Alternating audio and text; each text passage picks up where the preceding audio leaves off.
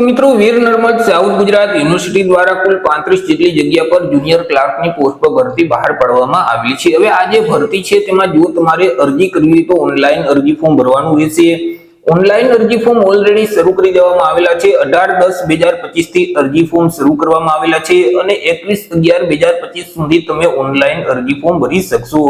Online અરજી form ભર્યા પછી તેની પ્રિન્ટ કાઢી તેની સાથે તમામ શૈક્ષણિક લાયકાતના ડોક્યુમેન્ટ જોડી અને તમારી જે અરજી છે તે યુનિવર્સિટી ખાતે 28/11/2025 સુધીમાં પહોંચી જાય તેવી રીતે પોસ્ટના માધ્યમથી મોકલી દેવાના રહેશે। બે સેટ બનાવી અને તમારે અરજી મોકલવાની રહેશે।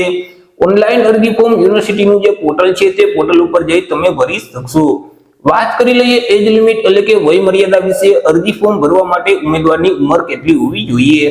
તો કે અરજી ફોર્મ ભરવાની જે છેલ્લી તારીખ છે 21/11/2025 તે તારીખને ધ્યાનમાં રાખી ઉમેદવારે પોતાની ઉંમરની ગણતરી કરવાની રહેશે।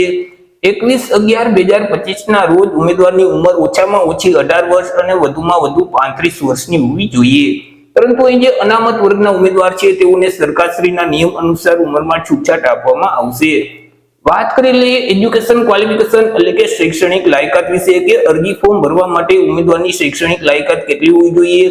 તો કે ઉમેદવારોએ કોઈ પણ સરકાર માન્ય યુનિવર્સિટીમાંથી કોઈ પણ વિદ્યા શાખામાંથી સ્નાતક એટલે કે ગ્રેજ્યુએશન છે તે કમ્પ્લીટ કરેલું હોવું જોઈએ। જે ઉમેદવારોએ સ્નાતકની પરીક્ષા પાસ કરેલ છે તે ઉમેદવાર આ ભરતીમાં અરજી કરી શકશે। વાત કરી લઈએ પે સ્કેલ એટલે કે પગાર ધોરણ વિશે કે ઉમેદવારોને કયા પગાર ધોરણ મુજબ પગાર આપવામાં આવશે। તો ઉમેદવારોને પ્રથમ 5 વર્ષ સુધી તો ફિક્સ પગાર મળવાપાત્ર થશે। દર મહિને ₹26,000 ફિક્સ પગાર આપવામાં આવશે। 5 વર્ષ પૂરા થઈ જશે એટલે પે મેટ્રિક લેવલ 2 છે તે મુજબ ઉમેદવારોને પગાર આપવામાં આવશે। એટલે કે ₹19,900 થી લઈ 63,200 નું જે પગાર ધોરણ છે તે મુજબ ઉમેદવારોને પગાર આપવામાં આવશે। વાત કરી લઈએ અરજી ફી વિશે કે કયા ઉમેદવારોએ કેટલી અરજી ફી ભરવાની રહેશે।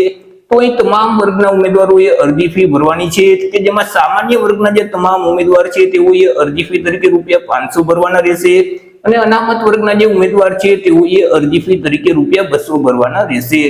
મિત્રો અહીં જે ઉમેદવારનું સિલેક્શન છે તે એક સ્પર્ધાત્મક પરીક્ષાના માધ્યમથી કરવામાં આવશે।